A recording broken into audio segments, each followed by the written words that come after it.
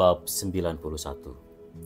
Beraninya kamu, cepat tembak dia, jangan sampai Tuan Wira terluka, teriak Iqbal sambil bangkit dari selokan tempat dia bersembunyi. Meskipun tidak tahu alasan Wira membiarkan Jamal memasuki desa, Iqbal tetap sangat mencemaskan keselamatannya. Setelah menyelidiki secara diam-diam, dia pun mendapati bahwa Jamal akan datang menemui Wira. Itu sebabnya dia membawa orang bersembunyi di sini. Lantaran jarak yang jauh, Iqbal tidak bisa mendengar percakapan mereka. Namun, kini dia melihat Jamal hendak menyerang Wira. Regan pun bergegas berdiri dan hendak menembak Jamal dengan busurnya. Wush! Deru angin yang tajam bergema di seluruh hutan. Jamal yang ketakutan hingga berkeringat dingin hanya bisa menerjang ke depan secara naluriah. Saat berikutnya, sebuah panah berbulu melewati kepala Jamal dan hampir menembus keningnya.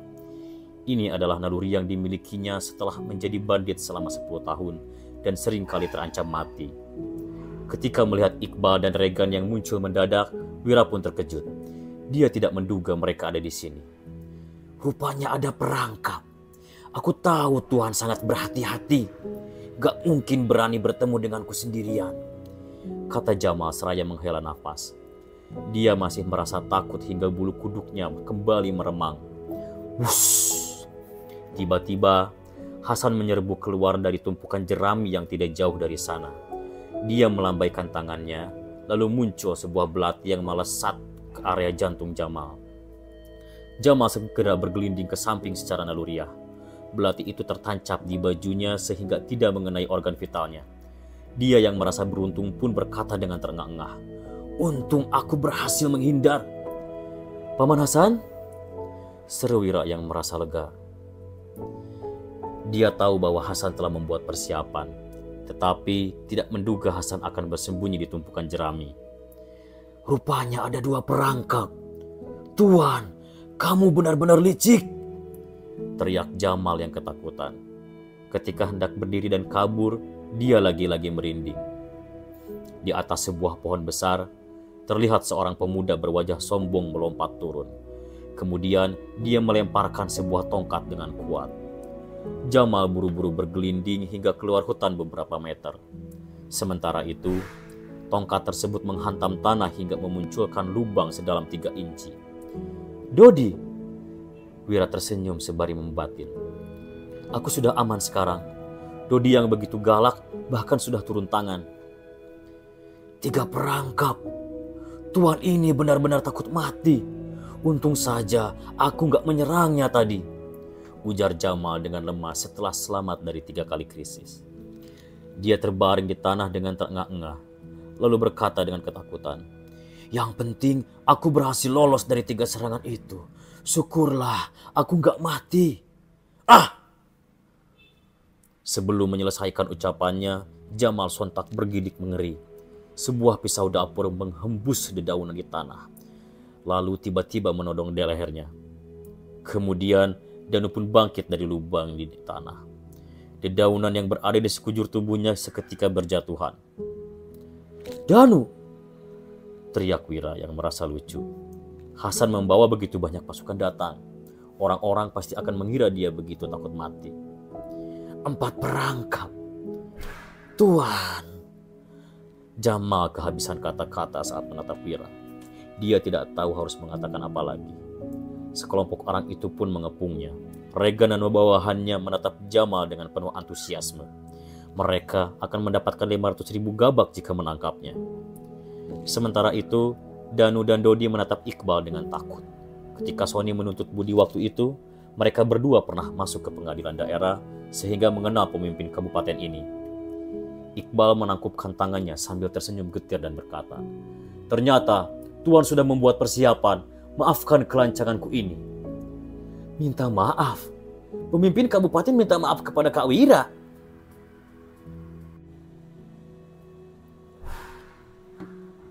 Bab 92. Danu dan Dodi benar-benar tercengang mendengarnya. Wira melambaikan tangannya lalu berkata, "Kamu membantuku karena niat baik. Hari sudah larut, makanlah di rumahku nanti." "Terima kasih Tuan. Tapi aku harus kembali ke kota malam ini untuk menulis strategi yang diajarkan Tuan. sahut Iqbal seraya menakupkan tangan. Kemudian dia pun membawa Regan pergi. Setelah meninggalkan Dusun Darmadi, Iqbal memerintah, "Regan, beritahu seluruh kabupaten agar memperketat inspeksi untuk sementara waktu ini, terutama di sekitar Dusun Darmadi Desa Pimola." "Baik." Regan yang terkejut membatin. Ternyata Pak Iqbal sangat mencemaskan keselamatan Tuan Muda Wira. Sementara itu, Wira yang masih berada di dalam hutan memerintah, "Danu, lepaskan dia." Tanpa mengatakan apapun, Danu langsung menggeser pisau yang menodong di leher Jamal. Jamal pun menghela nafas dan segera bangkit. Kemudian dia berlutut sembari berkata, "Terima kasih Tuan, aku berhutang budi padamu. Aku pasti akan membujuk kedua kakakku untuk membatalkan kesepakatan ini." Wira menimpali dengan ekspresi datar. "Biarkan saja kalau mereka berdua ingin datang." "Aku tetap akan memujuk kedua kakakku," ujar Jamal sambil memberi hormat lagi. Kemudian dia langsung terbirit-birit setelah mengambil kedua kapaknya itu. Dodi akhirnya tidak tahan lagi. Dia bertanya, "Kak Wira, orang tadi adalah pemimpin kabupaten. Kenapa dia memanggilmu Tuan? Dia jelas-jelas lebih tua darimu." Mendengar ini, Hasan pun terkejut dan membalas, "Dodi, kamu gak salah lihat. Orang itu benar-benar pemimpin kabupaten." Dodi menepuk dadanya sambil menjamin, "Gak mungkin salah. Waktu Kak Sony menuntut budi, aku berlutut di aula pengadilan dan meliriknya beberapa kali. Aku ingat semuanya dengan jelas." "Ya, memang dia orangnya," ujar Danu sambil mengangguk setelah berpikir sesaat. Ketika berada di aula pengadilan waktu itu, Danu hanya berani melirik Iqbal sekilas, sehingga tidak terlalu ingat lagi. Ketika berada di kediaman Linardi waktu itu, Iqbal juga tidak mengenakan seragamnya, sehingga Danu mengira dia salah mengenali orang. Setelah Dodi mengungkitnya, Danu pun baru ingat sekarang.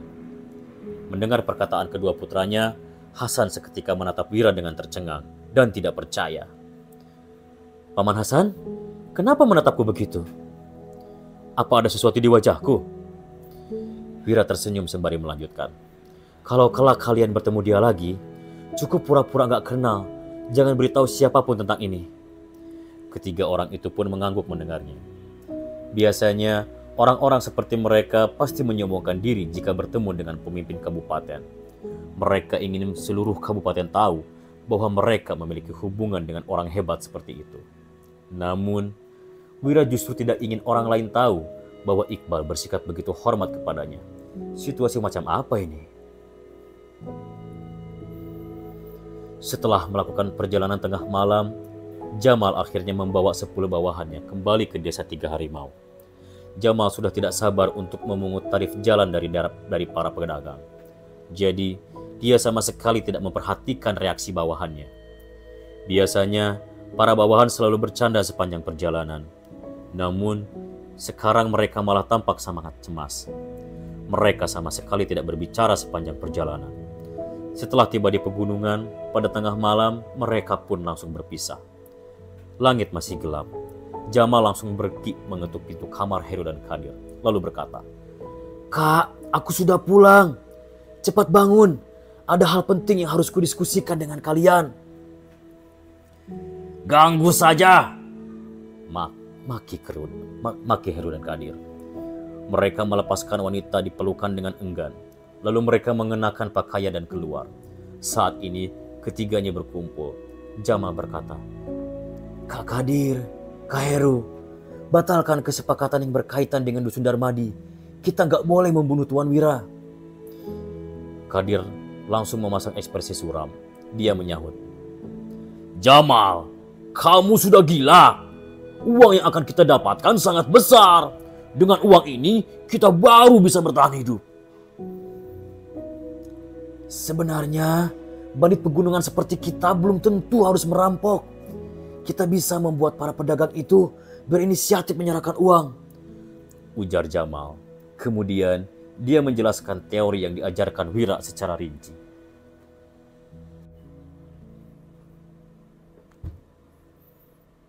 Bab 93. Memungut tarif jalan. Heru yang sudah mengerti langsung menggeleng sembari berkata, Jamal, orang berpendidikan sangat licik. Kamu sudah ditipu cendekiawan itu. Teori ini cukup masuk akal, tapi nggak mungkin berhasil. Kami saja nggak percaya, apalagi bandit lainnya. Sebaiknya kita nggak beralih profesi. Jangan percaya omong kosong cendekiawan itu, atau kita akan mati kelaparan. Jamal menggeleng, lalu menimpali. Kak Heru, hasilnya nggak akan seperti itu. Asalkan kita berusaha, hal ini pasti bisa dijalankan. Ketika saat itu tiba, kita akan mendapatkan kehormatan. Sudahlah Jamal. Kadir juga berpikir bahwa teori ini hanyalah omong kosong, sehingga langsung menyela. Kenapa hanya 11 orang yang pulang? Kemana 8 bawahanmu yang lain? Jamal menunduk sambil menjawab. Mereka tinggal di Dusun Darmadi sekarang. Tuan Wira mengajari mereka cara berbisnis. Mereka bisa menghasilkan 500 gabak sehari. Jadi gak mau kembali ke pegunungan lagi. Begitu mendengarnya, tatapan Kadir seketika terlihat seolah-olah dia sedang menatap seorang idiot. Mengajari bandit berbisnis, menghasilkan 500 gabak sehari. Siapa yang akan mempercayai tipuan seperti ini? Jamal benar-benar sudah gila. Batin Kadir. Kak Kadir, apa mungkin Jamal kerasukan? Tanya Heru dengan lirih untuk memperingatkan. Jamal biasanya tidak kalah cerdas dan cermat dari mereka. Namun, dia malah terus berbicara omong kosong sekarang. Selain kerasukan, tidak ada penjelasan yang lebih tepat lagi untuk ini. Kadir tertegun sejenak sebelum mengangguk seraya menjawab. Kamu benar, sepertinya dia memang kerasukan. Jamal mengernyit dan membantah. Kak, aku gak kerasukan. Kita gak akan punya masa depan kalau terus merampok begini. Kita ikuti saran Tuan Wira saja. Kita bangun jalan yang aman, pungut tarif jalan, jual makanan dan minuman, juga buka penginapan. Kita satukan seluruh bandit di Provinsi Jawa ini dan berjuang bersama. Ya, Kadir mengangguk, lalu memberi isyarat mata sehingga Heru berbalik dan keluar. Melihat Kadir bersedia mendengar penjelasannya, Jamal pun menjelaskan dengan penuh semangat. Kadir terus mengangguk, seolah-olah sedang menyimak perkataan Jamal. Dia kadang-kadang pun menoleh untuk melihat keluar ruangan. Tidak berselang lama, terdengar gonggongan anjing yang sangat histeris. Kemudian, Heru mengangkat sebuah baskom berisikan darah. Kak Heru, apa isi baskom itu? Kenapa Dudu menggonggong sampai sekeras itu? Tanya Jamal dengan penasaran. Dudu adalah anjing hitam yang dipelihara oleh desa mereka. Sekujur tubuhnya benar-benar ditutupi oleh bulu hitam. Heru tidak menjawab, melainkan langsung menyiram kepala Jamal dengan darah anjing yang ada di baskom tersebut. Kadir pun menghela nafas lega melihatnya. Darah anjing hitam bisa menangkal roh jahat. Jadi adiknya ini masih terselamatkan. Kak Heru, darah apa ini? Kenapa rasanya panas dan baunya amis sekali? Teriak Jamal yang awalnya ingin mengamuk. Namun, begitu teringat bahwa ulasannya dan usulannya diterima, dia langsung mengalihkan topik dengan berkata, Sudahlah, aku gak akan marah. Kak Kadir sudah setuju dengan pemungutan tarif jalan ini. Kamu gimana? Dia masih ingin memungut tarif jalan. Darah anjing ini gak berguna, sahut Heru sembari mengernyit. Pasti darah anjingnya terlalu sedikit tadi. Kadir memicingkan matanya lalu memerintah. Seseorang, ikat Jamal dulu. Cepat turun gunung dan tangkap beberapa ekor anjing hitam. Kita butuh darah yang lebih banyak untuk mengusir roh jahat di tubuhnya. Kak Kadir, Kak Heru, aku gak kerasukan. Pemungutan tarif jalan itu benar-benar bisa dijalankan. Jelas Jamal. Sekelompok bandit pun menyerbu masuk untuk menahan Jamal. Namun, Jamal masih tidak mau menyerah dan terus berteriak. Mendengar ini, Heru dan Kadir menutup telinga mereka sambil berjalan keluar. Kadir berkata dengan dingin, "Heru, kuserahkan urusan dusun Darmani kepadamu. Cendekiawan itu agak aneh. Kamu harus berhati-hati padanya.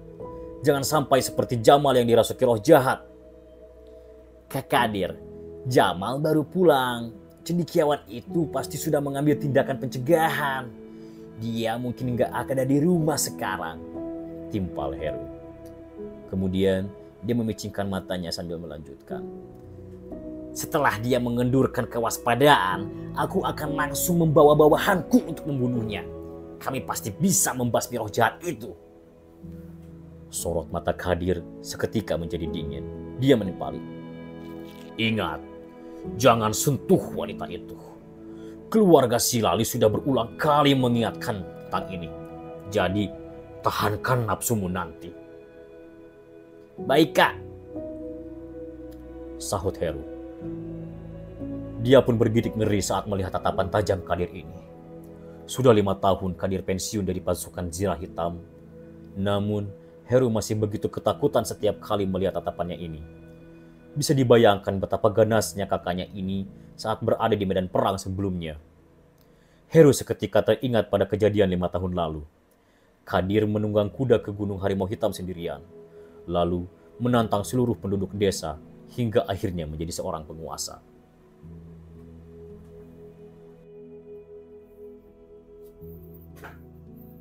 Bab 94.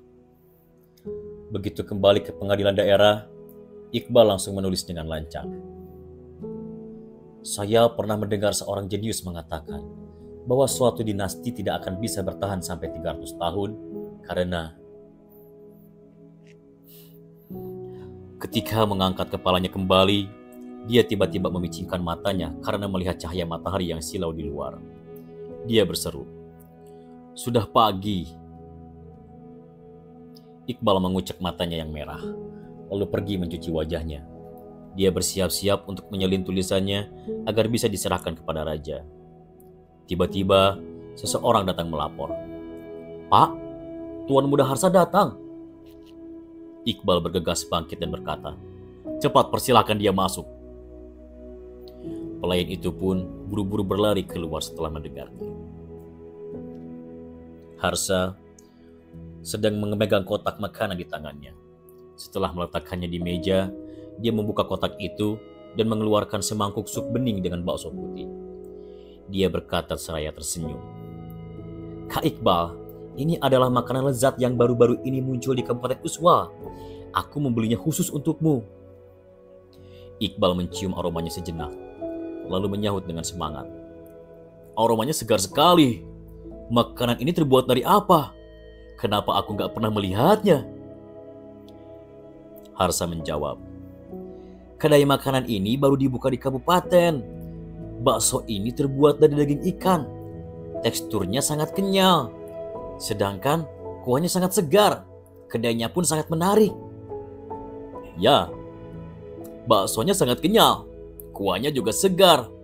Rasanya benar-benar enak," puji Iqbal. Setelah makan dan minum sejenak, minat Iqbal seketika terbangkitkan. Dia bertanya, "Kedai bakso ikan ini membuatmu tertarik sampai begini? Pasti sudah bukan kedai biasa kan?" "Biasanya setiap toko hanya memiliki seorang bos dan sisanya adalah karyawan.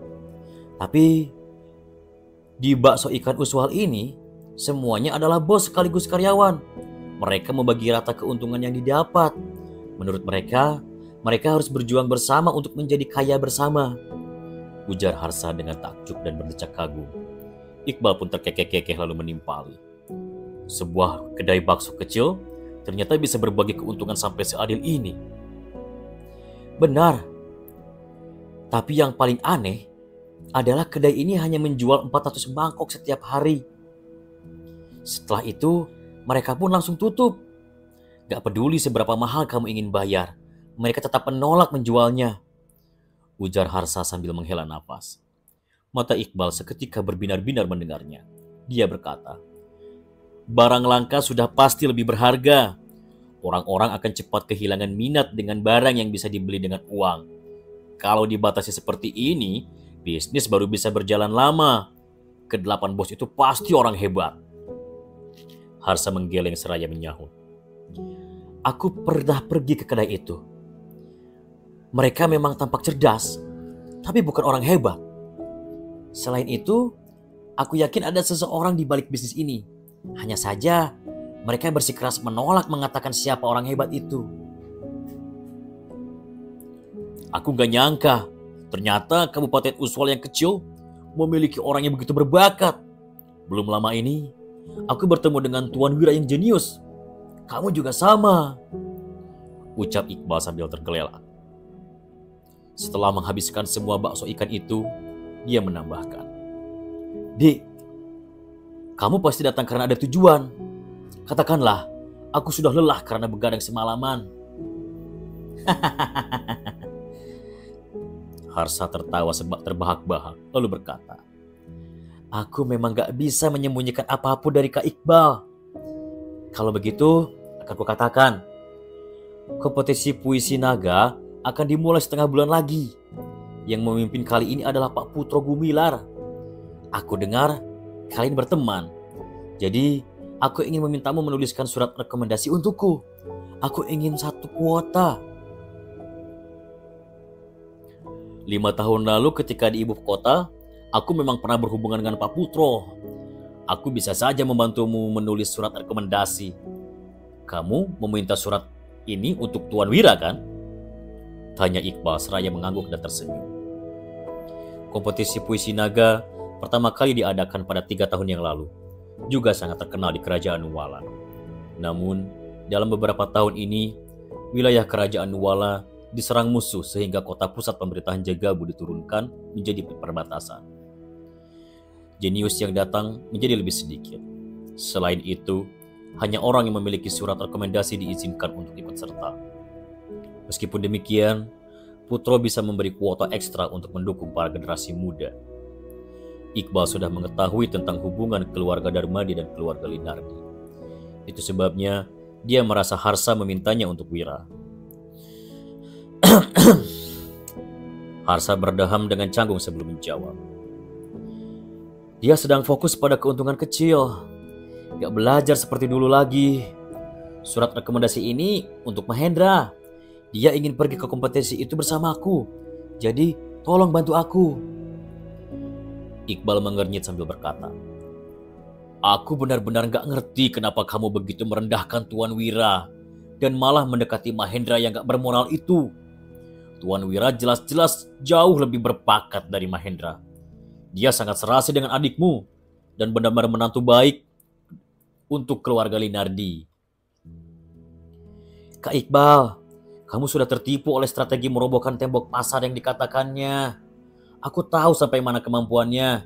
Dia bahkan gak bisa lolos ujian. Sekarang, dia malah bekerja sama dengan para penduduk desa. Dia gak akan sukses kalau begini. Timpal Harsa dengan nada menghina. Setelah menyelidiki Wira, selama beberapa hari ini, Harsa mendapati bahwa dia memimpin para anggota desa pergi memancing dan menjual ikan. Hal ini membuat Harsa sangat marah. Terdapat hierarki ketat di Kerajaan Nuwala. Meskipun seorang pebisnis kaya raya, mereka tetap tidak bisa menduduki posisi tinggi. Jadi, mana mungkin menantu keluarga Linardi menjadi nelayan dan pebisnis yang begitu rendahan. Dik, kamu benar-benar gak mengerti Tuan Wira. Lihatlah ini. Ujar Iqbal sembari mengernyit setelah mendengarnya. Kemudian, dia mengeluarkan surat yang telah selesai dituliskannya. Apa? Dinasti hanya bisa bertahan selama 300 tahun. Ini sepertinya benar. Kelompok sosial, krisis ekonomi, strategi pemecahan masalah. Rakyat biasa hanya perlu membayar pajak tanah, sedangkan orang kaya harus membayar pajak penghasilan. Gumam Harsa yang terkejut.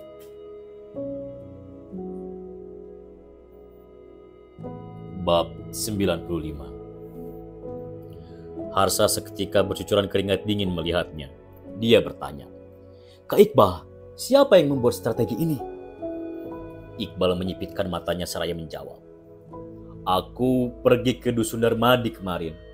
Ini adalah ajaran Tuan Wira." "Apa? Dia yang membuatnya?" Harsa pun memaki. "Berani sekali dia membuat rencana begini. Ini namanya bermusuhan dengan para pejabat dan menghancurkan masa depan para sarjana. Kalau sampai tersebar dan orang-orang tahu dia punya hubungan dengan keluarga Linardi, ayahku akan terlibat dalam masalah lagi."